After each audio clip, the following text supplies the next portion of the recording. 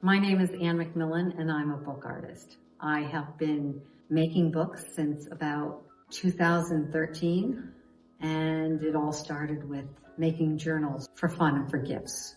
But since then I've sort of grown. I enjoy learning about a structure and learning how to make that structure, but I'm not content with journals because I'm not a journaler.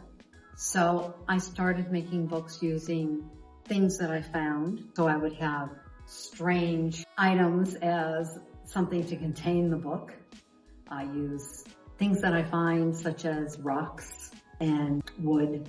And then some of my books also have painted pages where I will take a sheet of paper and paint the whole page and then rip it up. I am not a calligrapher, so that was always a stumbling block to get over of what to put in my books if I really wasn't a writer.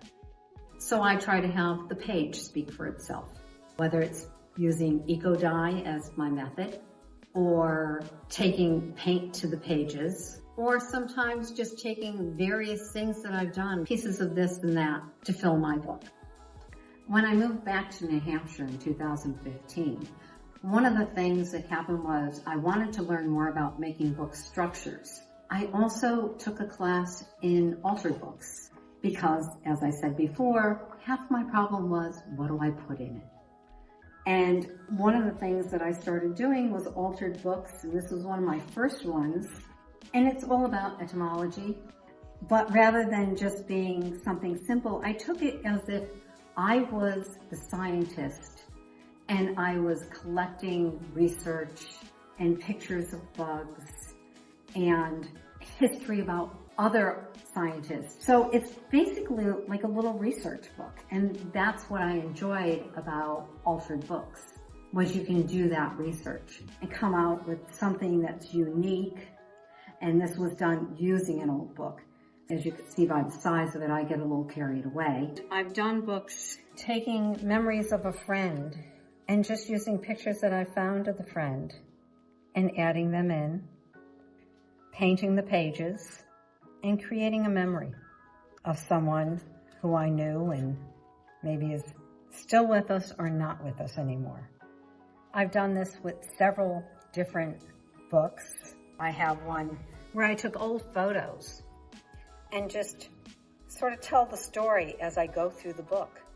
Many of my books are me telling a story.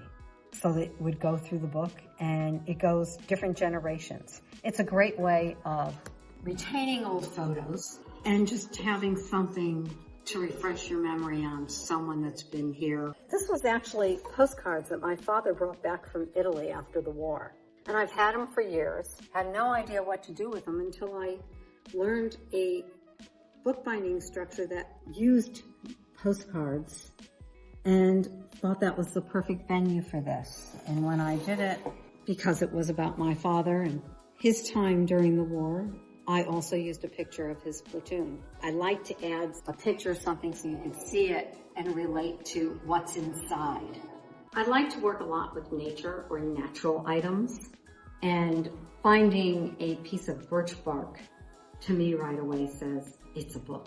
And I'll take it and use it with hand-dyed or handmade paper, and using items such as flax roving and making a cover with it. And one of the things I like about working with books is, as I said, learning a traditional structure and then trying to take a traditional structure and doing something that's totally different.